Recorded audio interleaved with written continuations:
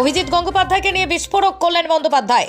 কন্যাগুড়ি ব্রিগেডে জনগর্জন সভার সমর্থনে তৃণমূল জনসভায় কল্যাণ বন্দ্যোপাধ্যায় বললেন, অভিজিৎ গঙ্গোপাধ্যায় বিচারপতির পদে বসে ক্ষমতার অপব্যবহার করেছেন। যেখানে দাঁড়াবে সেখানেই হারাবো, আসুক রাজনীতির ময়দানে।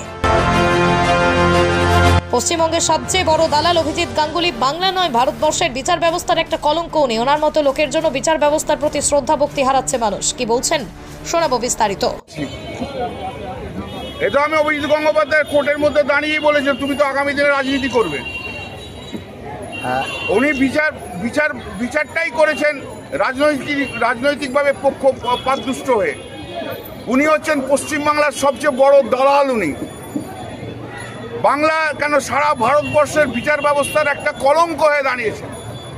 এই নরেন্দ্র মোদীর সরকার, নরেন্দ্র মোদী ভারতবর্ষের বিচার ব্যবস্থাকে নষ্ট করে দিয়েছে।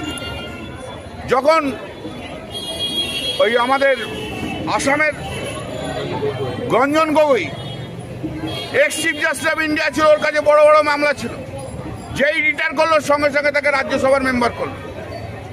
তার আগে এক্স সিজিআই তাকে তুলে নিয়ে যে গভর্নর করলো। আর ভেতরে ভেতরে তাল ছিল এর অভিজিৎ গঙ্গোপাধ্যায়। এটা অনেকদিন ধরেই বলছি, আগামী দিনে ও ক্যান্ডিডেট হবে। সেই ক্যান্ডিডেট নির্বাচনে ক্যান্ডিডেট হওয়ার জন্য, তাই জন্য এই সমস্ত কাজ করেছে। ওই জন্যই তো স্লোগান উঠেছিল, প্রাইমারি স্কুলের টিচারের লোকেরা স্লোগান তুলেছিল, হয়েছিলে ভগবান, হয়ে গেছো শয়তান। সবচেয়ে বড় বিচার ব্যবস্থাকে মানুষ, সবচেয়ে বড় কথা কি জানেন তো, সবচেয়ে বড় কথা হচ্ছে ভারতবর্ষের মানুষ যে বিচার ব্যবস্থার প্রতি অগাধ শ্রদ্ধা ভক্তি, এই সমস্ত বিচারপতিদের জন্য সেই শ্রদ্ধা ভক্তি নষ্ট হয়ে যাচ্ছে।